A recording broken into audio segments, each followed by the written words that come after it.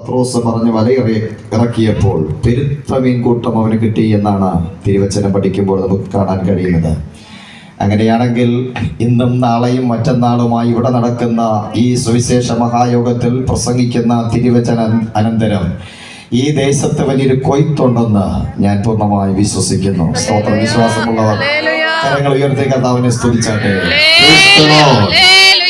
കർത്താവിന്റെ കൃപയിൽ ആശ്രയിച്ച് കേരളത്തിന്റെ അങ്ങോളം ഇങ്ങോളം കൃപയാൽ കടന്നുപോയി സുവിശേഷം പ്രസംഗിക്കുവാൻ കർത്താവ് ഈ മിനിസ്ട്രിയെ സഹായിച്ചു കൊണ്ടിരിക്കുന്നു.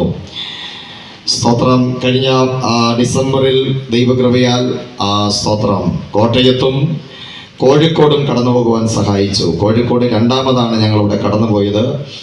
ആദ്യം ഞങ്ങൾ കഴിഞ്ഞ വർഷം അവിടെ ചെല്ലുമ്പോൾ വെറും 7 വിശ്വാസികൾ ഉണ്ടായിരുന്നതായ ആ ചർച്ചിൽ 120ഓളം പേർ കർത്താവിനെ ആരാധിക്കുന്നുണ്ട്. സ്തോത്രം.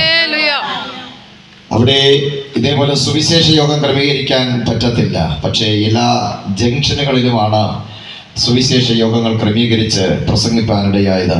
ഏകദേശം 10-12ഓളം പരസ്യങ്ങൾ 2 ദിവസമായിട്ട് ഞങ്ങൾ നടത്തുവാൻ കർത്താവ് സഹായിച്ചു. അതിലൂടെ നല്ല റിസൾട്ട് ഉണ്ടായി.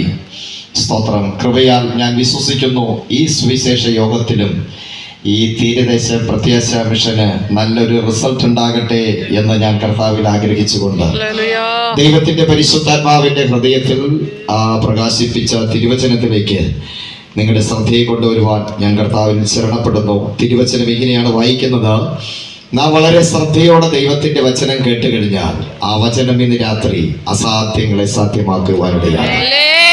നാളെ വരെ നമ്മുടെ ജീവിതത്തിൽ നടക്കാത്ത പല വിഷയങ്ങളും തിരുവചനം ഇരമ്യാ പ്രവാചകന്റെ പുസ്തകത്തിൽ പഠിപ്പിക്കുന്നത് ഇങ്ങനെയാണ്: പാറയെ തകർക്കുന്ന ചുറ്റികയാണ് ദൈവത്തിന്റെ വചനം. പ്രാരംഭമായി ഞാൻ ഓർപ്പിക്കാം, ഇതിനകത്തിരിക്കുന്ന ചില വ്യക്തികളുടെ ഹൃദയത്തിനകത്ത് നാളുകളായി അവരുടെ ഹൃദയത്തെ മുറിവേൽപ്പിച്ച് കഠിനപ്പെടുത്തി മുന്നോട്ട് പോകുവാൻ കഴിയാത്ത വിധത്തിൽ സ്തോത്രം വച്ചിരിക്കുന്ന ചില വിഷയങ്ങളുടെ മേൽ ഇന്ന് രാത്രി ആ കഠിനമായ ഹൃദയങ്ങളെ തകർത്തുകൊണ്ടൊരു പ്രത്യാശയുടെ ഹൃദയം, മാംസളമായ ഹൃദയം നമുക്ക് മടക്കി അയക്കുവാൻ എന്റെ കർത്താവ് ശക്തനാണ്. അസാധ്യങ്ങളെ ഇന്ന് രാത്രി സാധ്യമാക്കുവാൻ ഞങ്ങൾ പ്രസംഗിക്കുന്ന കർത്താവ് സർവശക്തനാണെന്നുള്ളൊരു പൂർണ്ണ വിശ്വാസം ഞങ്ങൾക്കുണ്ട്. ഇന്ന് രാത്രി അപ്രകാരം ദൈവം ചെയ്യട്ടെ. വിശുദ്ധ പൗലോസ് എബ്രായർക്ക് എഴുതിയ ലേഖനം 13-ാം അധ്യായം അതിന് 8-ാമത്തെ വാക്യം മൈക്രോഫോണിലൂടെ വായിച്ച് നമ്മെ സഹായിക്കും. എബ്രായ ലേഖനം 13-ാം അധ്യായം അതിന്റെ 8-ാമത്തെ വാക്യം: യേശുക്രിസ്തു ഇന്നലെയും ഇന്നും എന്നേക്കും അനന്യൻ തന്നെ. മതി. സ്തോത്രം. നമ്മുടെ കരങ്ങൾ ഉയർത്തി കർത്താവിനെ സ്തുതിക്കാം.